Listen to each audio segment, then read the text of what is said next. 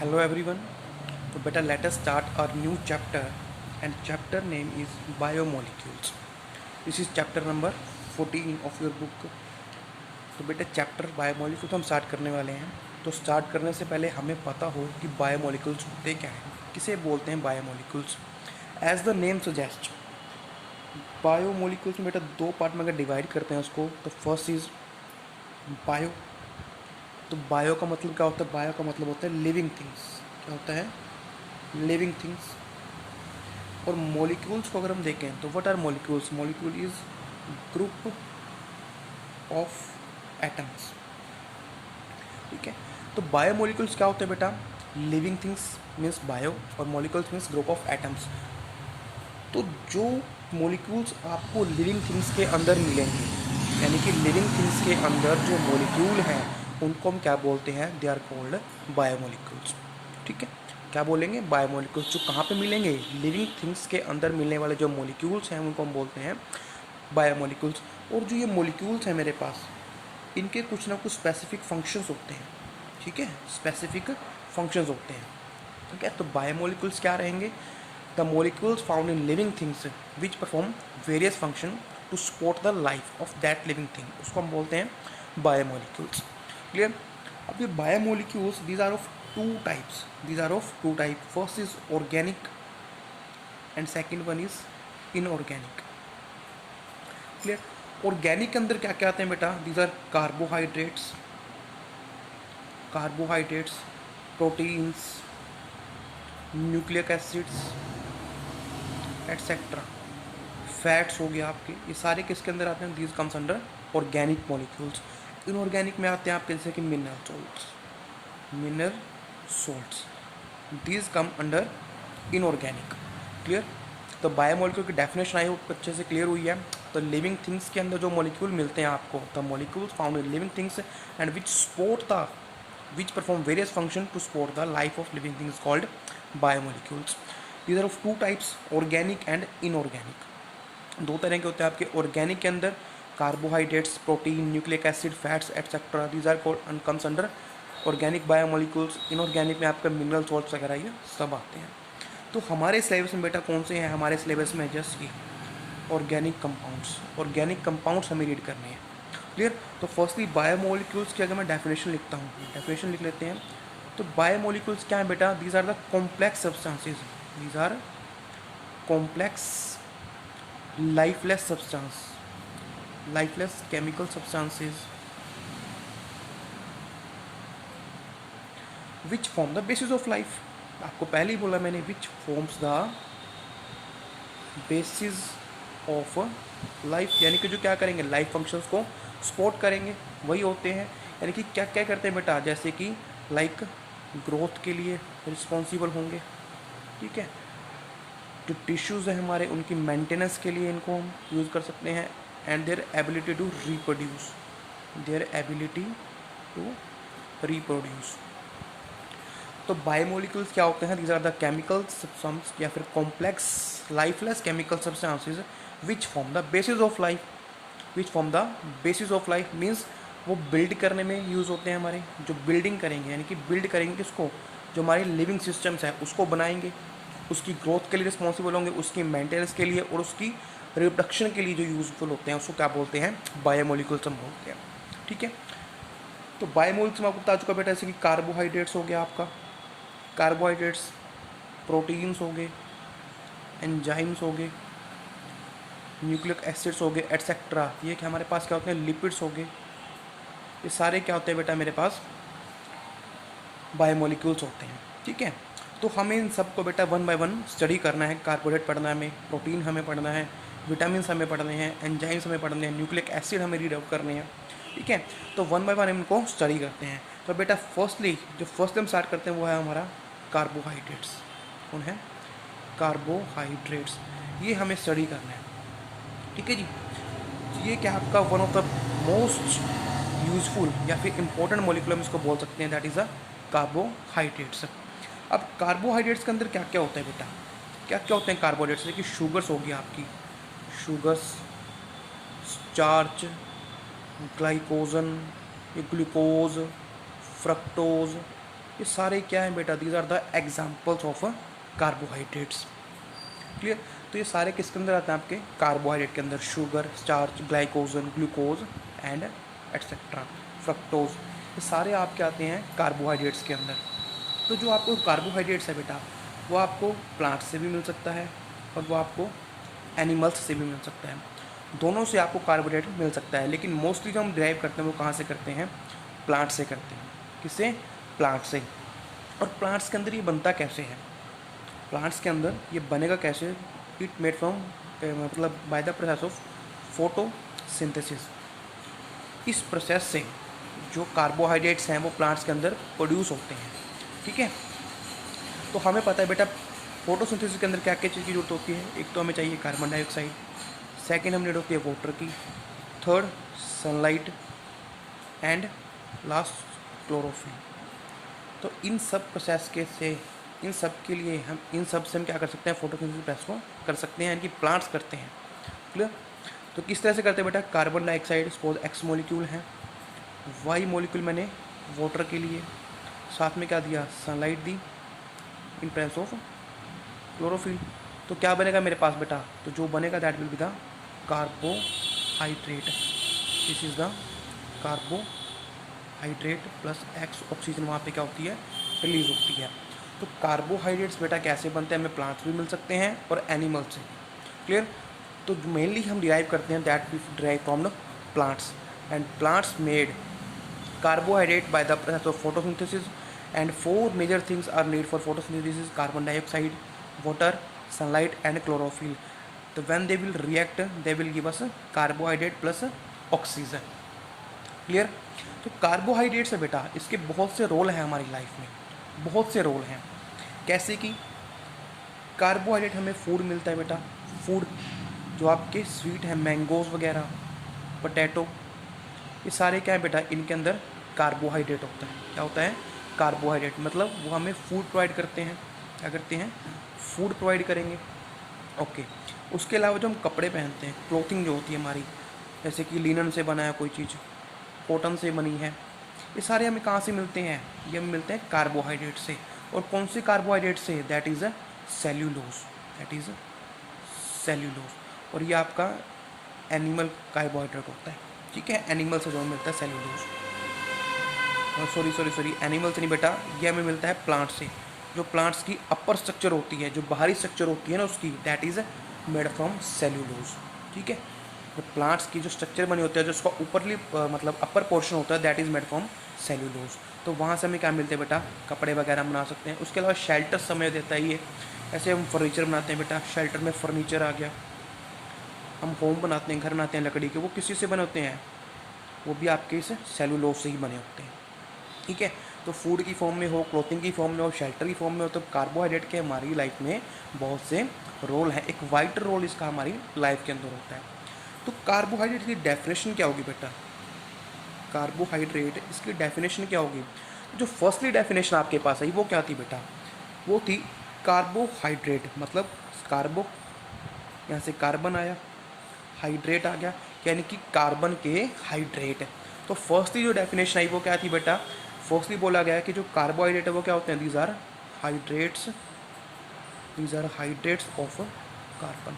This is the first definition जो दी गई थी किसकी, कार्बोहाइड्रेट की। मीन्स कार्बोहाइड्रेट्स क्या है, these are the hydrates of carbon. और इसको रिप्रेजेंट किस तरह से किया गया, इसको रिप्रेजेंट किया गया इस तरह से, इस फॉर्म में इसको रिप्रेजेंट किया गया। पर हमें पता है बेटा हाइड्रेट क्या होते हैं, जिसके अंदर वाटर मॉलिक्यूल्स प्रेजेंट होते हैं, water of crystallisation present, these are called hydrate.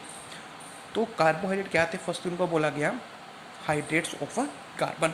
तो बात करता हूँ अगर मैं, तो सबसे पहले माल करने हैं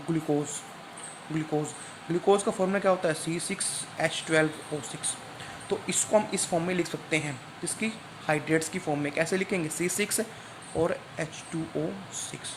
तो हम देखते हैं यहाँ पे हमारे पास कितने कार्बन बेटा, यहाँ भी 6 कार्बन है और यहाँ भी 6 कार्बन। यहाँ पे हाइड्रोजन कितने हैं, 12, और यहाँ भी 12। ऑक्सीजन कितने हैं यहाँ पे, 6, तो यहाँ भी 6 है। तो यानी कि कार्बोहाइड्रेट्स को हम किस फॉर्म में लिख सकते हैं, हाइड्रेट्स की फॉर्म में लिख सकते हैं, कार्बन की। This was the first definition. लेकिन ये प्रोसेस डेफिनेशन थी जो आपकी, वो गलत साबित हुई। दिस इज रॉन्ग, यानी कि दिस वॉज रॉन्ग। रॉन्ग क्यों थी बेटा, रॉन्ग का रीज़न था इसका कि कुछ मॉलिक्यूल जो कार्बोहाइड्रेट्स थे, कार्बोहाइड्रेट्स, उसको हम वाटर कार्बन के हाइड्रेट्स की फॉर्म में नहीं लिख पा रहे थे। ठीक है, कैरेक्टरिस्टिक थी उनके अंदर कार्बोहाइड्रेट वाली, लेकिन उनकी स्ट्रक्चर इस तरह से रिप्रेजेंट नहीं कर पा रहे थे। सेकेंड थिंग, कुछ मॉलिक्यूल ऐसे थे जो कार्बोहाइड्रेट नहीं थे, लेकिन हम उसको इस फॉर्म में लिख सकते थे। तो ये आपके पास क्या थी, लिमिटेशन थी किसकी, इस ओल्ड डेफिनेशन की, इस डेफिनेशन की वो लिमिटेशन थी। जैसे कि बात करता हूँ मैं रैमनोज, रैमनोज ये आपका एक कार्बोहाइड्रेट है। ये क्या है आपका, एक कार्बोहाइड्रेट। इसका फॉर्मूला क्या होता है, इसका फॉर्मूला होता है C6H12O5, ये इसका फॉर्मूला है। ठीक है, तो हमें पता है दिस इज़ कार्बोहाइड्रेट, इसकी केमिकल प्रॉपर्टीज में पता लगा कि ये कार्बोहाइड्रेट है, लेकिन इसका जो फॉर्मूला है आप देख रहे हो बेटा, इसको मैं हाइड्रेट के, कार्बन के हाइड्रेट की फॉर्म में नहीं रिप्रेजेंट कर सकता। ठीक है, उसके अलावा deoxy ribose formula, this is also carbohydrate C5H10O4। तो यहाँ पे आप देख सकते हो इन दोनों को मैं कार्बन के हाइड्रेट की फॉर्म में नहीं लिख सकता। तो ये क्या थे, कार्बोहाइड्रेट्स थे। तो ये आपकी डेफिनेशन क्या होगी, यहाँ पे रॉन्ग होगी। अगर लिखने की कोशिश करें, सपोज दिस इज C6, यहाँ पे वाटर मॉलिक्यूल बनाता हूँ अगर मैं, तो मेरे पास क्या बनेगा, 5 ऑक्सीजन है, तो इसके अकॉर्डिंग 10 हाइड्रोजन ही यूज़ कर सकता हूँ, H5O। ये मेरे पास क्या बनता है, इसका फॉर्मूला बनता है किसका, रैमनोज का। अगर मैं हाइड्रेट की फॉर्म में लिखता हूँ, आगे लिख देते हैं बेटा, मतलब जो रैमनोज था, क्या फॉर्मूला था रैमनोज का बेटा, C6H12O5। अगर इसको मैं कार्बन के हाइड्रेट्स की फॉर्म में लिखता हूँ तो मैं किस तरह से लिख सकता हूँ इसको, C6H2O4 और एक मेरे पास H2O5 और एक हाइड्रोजन मेरे पास क्या रहेगा, 2 हाइड्रोजन मेरे पास यहाँ पे स्पेयर में रहते हैं। ठीक है, तो आप देख सकते हो मैं इसको कार्बन के हाइड्रेट की फॉर्म में नहीं ले सकता, बिकॉज इसका फॉर्मूला क्या होना चाहिए था, ये होना चाहिए C6H2O5, सिर्फ इस फॉर्म में होना चाहिए। लेकिन यहाँ पे कार्बन तो है, वाटर भी आ गया, लेकिन ये H2 मॉलिक्यूल यहाँ पे प्रेजेंट नहीं होने चाहिए। ठीक है, इसी तरह से आपका डीऑक्सी राइबोज का है, इसका डीऑक्सी राइबोज, उसका स्ट्रक्चर क्या है बेटा, C5H10O4, ये फॉर्मूला है। तो इसके अकॉर्डिंग मैं क्या लिख सकता हूँ, C4H8O4। तो यहाँ पे कितने बचेंगे अगेन, H2 मॉलिक्यूल, यानी कि डेफिनेशन के अकॉर्डिंग मैं इसको नहीं लिख सकता। तो ये आपकी फर्स्ट लिमिटेशन थी। सेकंड क्या थी, सेकंड जैसे कि एसिटिक एसिड है, ये फर्स्ट क्या था बेटा कि कार्बोहाइड्रेट्स है, तो उनको मैं कार्बन के हाइड्रेट्स की फॉर्म में नहीं लिख पा रहा था, तो यहाँ पे डेफिनेशन हो गई। दूसरा कि हमारे पास हाइड्रेट्स थे, कुछ मॉलिक्यूल मेरे पास आए जैसे कि CH3COH, इनको मैं कार्बन के हाइड्रेट्स की फॉर्म में लिख सकता हूँ, लेकिन ये कार्बोहाइड्रेट्स नहीं है। जैसे कि CH3COH, इसको मैं अगर हाइड्रेट की फॉर्म में लिखूँ तो कैसे लिखूँगा, तो कार्बन यहाँ पे कितने हैं बेटा, 2, तो C2, हाइड्रोजन कितने हैं यहाँ पे 4, ऑक्सीजन कितने हैं 2, तो इसको मैं इस तरह से लिख सकता हूँ। लेकिन ये आपका एसिटिक एसिड है, ये कार्बोहाइड्रेट नहीं है। तो ये क्या थी, आपकी लिमिटेशन थी, जिसकी वजह से जो आपकी डेफिनेशन है वो रॉन्ग प्रूव हुई। ठीक है, तो उसके बाद मॉडर्न डेफिनेशन आती है, जो मॉडर्न डेफिनेशन आती है वो आपके पास क्या है बेटा, अब बहुत सी स्टडी की गई, बहुत से टेस्ट किए गए, बहुत से एक्सपेरिमेंट किए गए कि कार्बोहाइड्रेट को किस तरह से रिप्रेजेंट करें। तो उसकी डेफिनेशन जो हमें मिली वो क्या थी बेटा, कि मॉडर्न डेफिनेशन क्या थी, carbohydrates these are optically active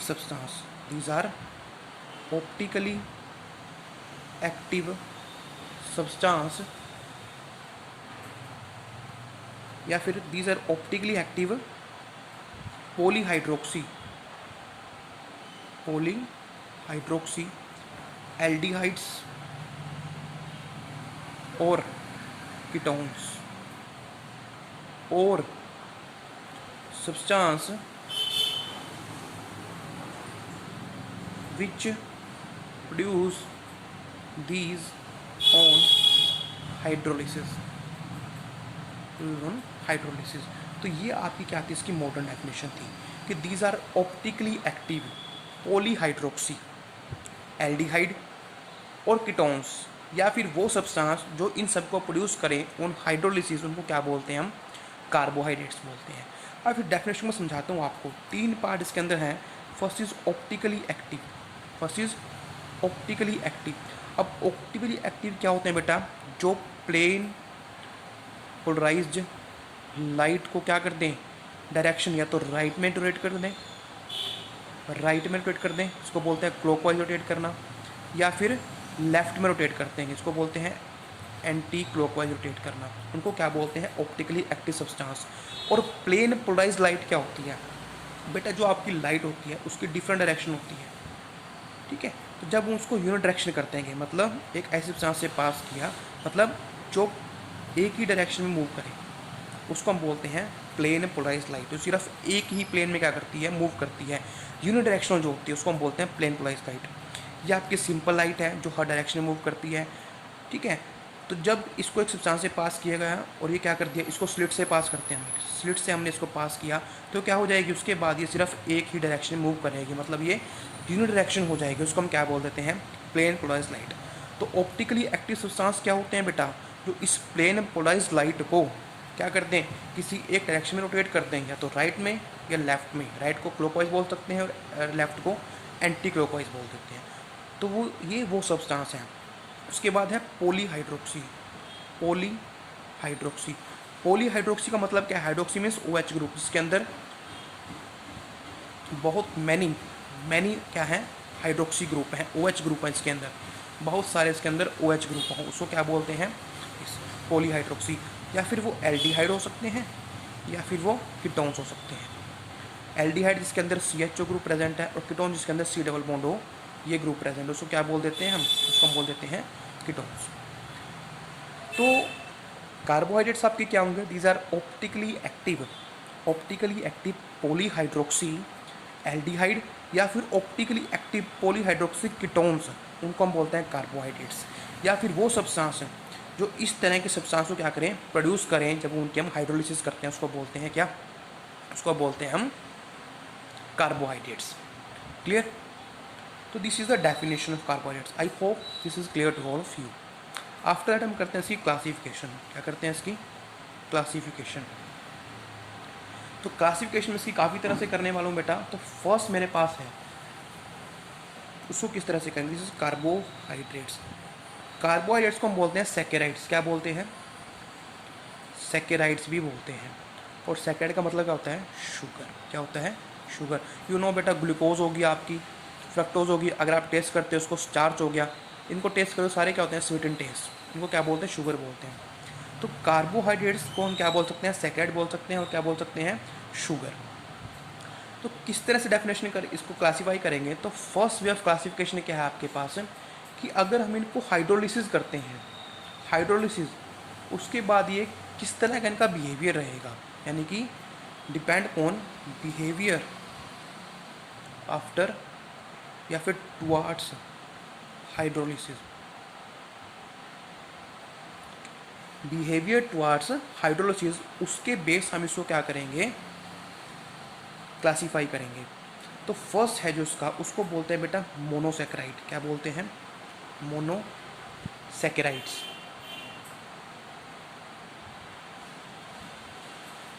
अब मोनोसैकेराइड्स क्या होते हैं बेटा? मोनोसैकेराइड आपके सब्सटेंस होते हैं सिंपलेस्ट कार्बोहाइड्रेट, कि जिसकी आप हाइड्रोलिसिस करो, या बोलो जिसकी हाइड्रोलिसिस आप करो और आपको कोई भी सिंपल मॉलिक्यूल ना मिले, मतलब जिसकी हम हाइड्रोलिसिस नहीं कर सकते, which can not be hydrolyse. किसके लिए? ताकि उनको हम छोटे छोटे सिंपल मॉलिक्यूल के अंदर ब्रेक कर सकें, उनको हम क्या बोल देते हैं? मोनोसैकेराइड्स बोल देते हैं। क्या बोल देंगे? मोनोसैकेराइड्स। दोबारा से सुने बेटा कि मैं किस चीज़ के ऊपर कर रहा हूँ बेटा? इनके हाइड्रोलिसिस के बिहेवियर के ऊपर, कि इनकी हाइड्रोलिसिस करेंगे तो हमें क्या मिलता है, उसके बेस ये क्लासिफिकेशन है। तो फर्स्ट आता है आपके पास मोनोसैकेराइड्स। तो मोनोसैकेराइड्स क्या होता है बेटा? मोनोसैकेराइड्स होते हैं simpler substances, simpler substances which can't be hydrolyse, which can't be hydrolyse to get simpler molecules या फिर स्मॉलर मॉलिक्यूल्स, यानी कि सिंपलर बोल दो या स्मॉलर बोल दो, यानी कि एक ऐसा मॉलिक्यूल, एक ऐसा कार्बोहाइड्रेट जिसको हम हाइड्रोलाइज कर रहे हैं लेकिन वो एक छोटे मॉलिक्यूल के अंदर ब्रेक नहीं हो सकता, उसको हम बोलते हैं मोनोसैकेराइड्स है। मतलब जिसकी हाइड्रोलिसिस पॉसिबल नहीं है, मतलब जो हाइड्रोलिसिस होने पर या हाइड्रोलिसिस होगी ही नहीं उसकी और हमें कोई भी सिंपल मॉलिक्यूल ना दे, उसको हम क्या बोल देते हैं, मोनोसेक्राइड बोल देते हैं। क्या बोलते हैं, मोनोसेक्राइड। और इन मोनोसेक्राइड के अंदर जो नंबर ऑफ कार्बन एटम है, नंबर ऑफ कार्बन एटम वो कितने रहते हैं, 3 to 7। जैसे कि आपका ग्लूकोज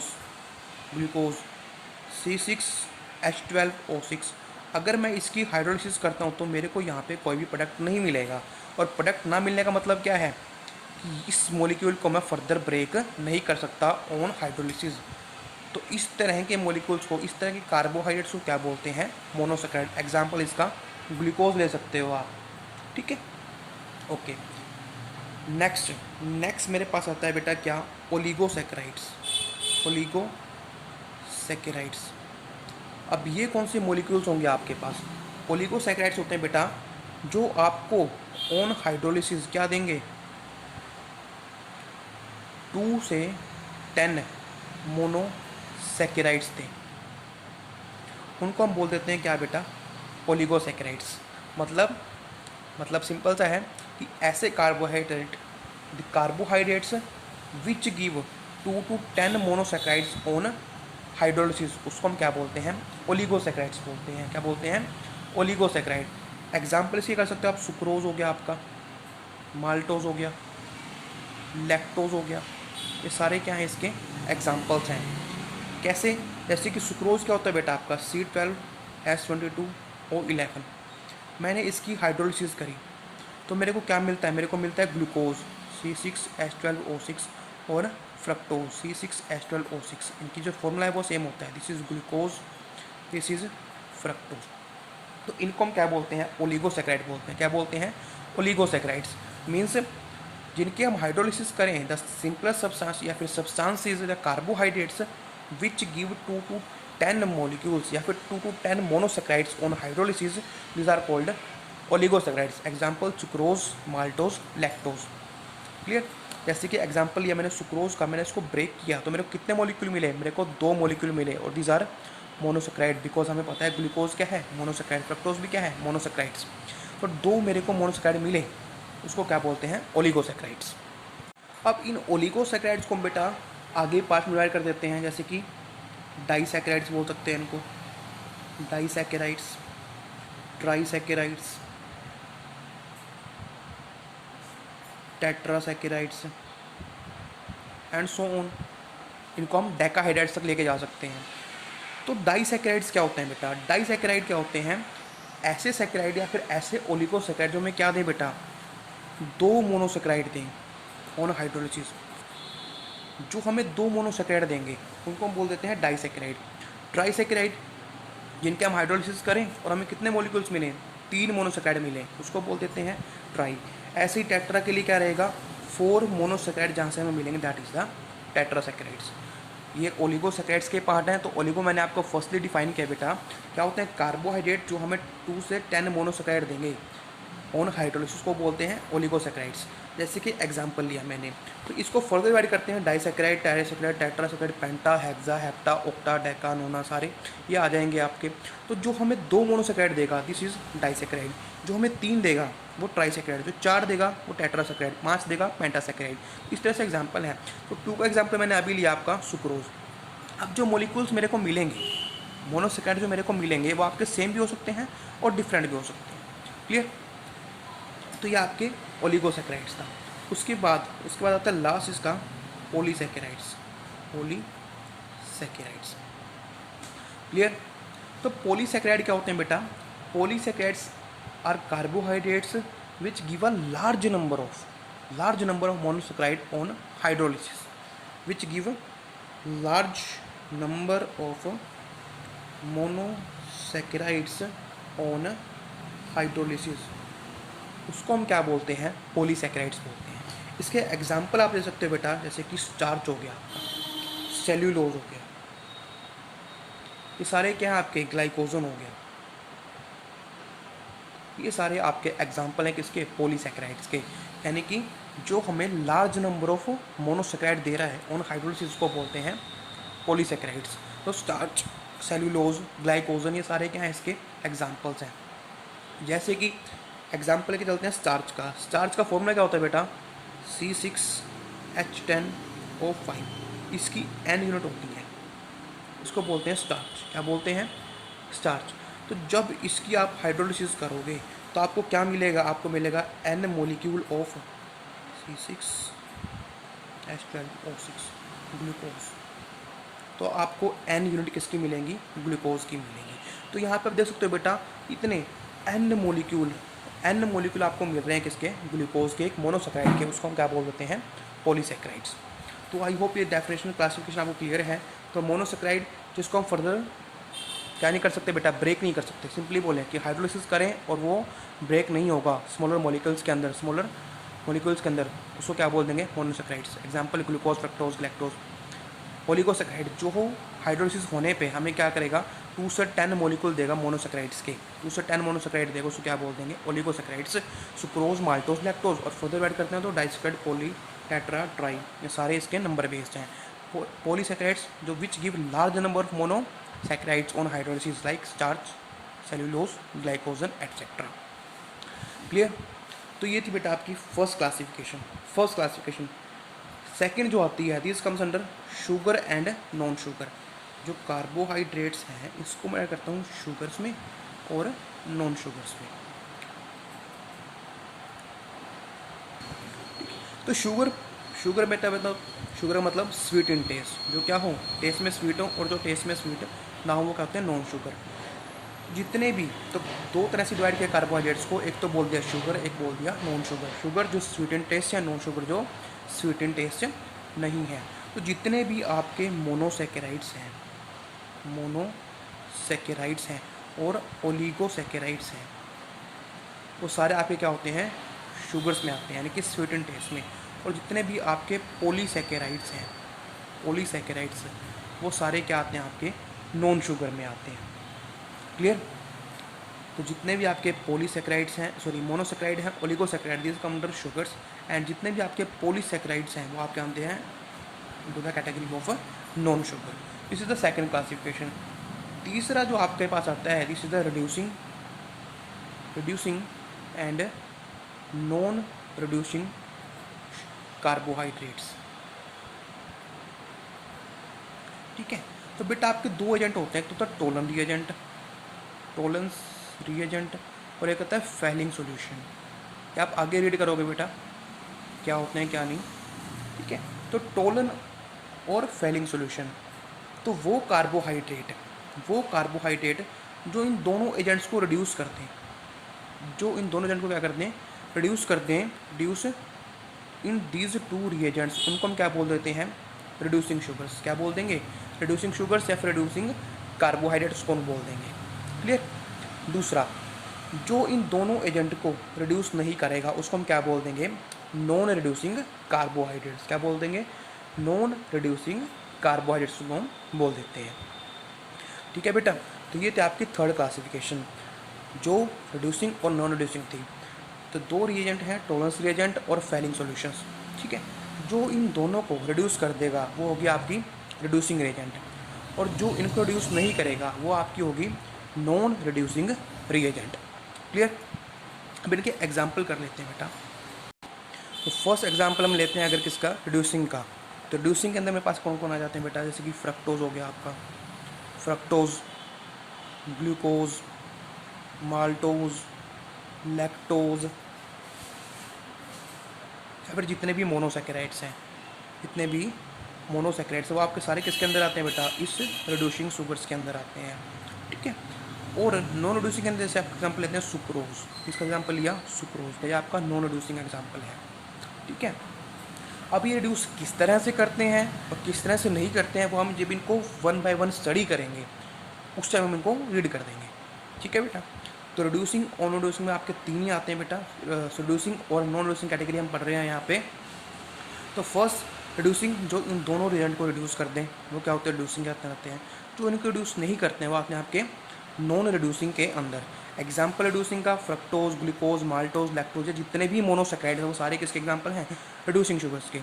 उसके अलावा जो आपके इसको रिड्यूस नहीं करते हैं, एग्जाम्पल सुक्रोज। ठीक है। अब ये रिड्यूस क्यों करते हैं क्यों नहीं करते हैं हम इनको फर्दर स्टडी करेंगे। फिर तो बेटा this is your today's work, ठीक है। This was the starting of chapter, so I am teaching you slowly. हम धीरे से काम करेंगे ताकि आपकी जो अंडरस्टैंडिंग है चैप्टर की वो स्टार्टिंग से ही बने, और धीरे धीरे करेंगे। और बहुत सा पोर्शन है जो आपका इस चैप्टर से कट चुका है, ठीक है। तो ज़्यादा से ज़्यादा मैं यहाँ पे चैप्टर को कवर करने की कोशिश करूँगा, ठीक है। तो दिस इज टुडे वर्क बेटा। और डेली अब आपकी इस हफ्ते आपकी डेली वीडियो आएगी, तो मेरा फोकस रहेगा कि इस वीक हम इस चैप्टर को फिनिश करते हैं। और बड़ा ही ईजी से चैप्टर बेटा, ज़्यादा टिपिकल चैप्टर नहीं है। थोड़ी बहुत रिएक्शंस आएंगी जो आपको लर्न करनी पड़ेंगी, और बड़ी इजी सी रिएक्शन आपको दिखाऊंगा कि लर्न आपको कैसे करनी है, ठीक है। तो अपना काम करें और आज सबमिट करें बेटा। Thank you.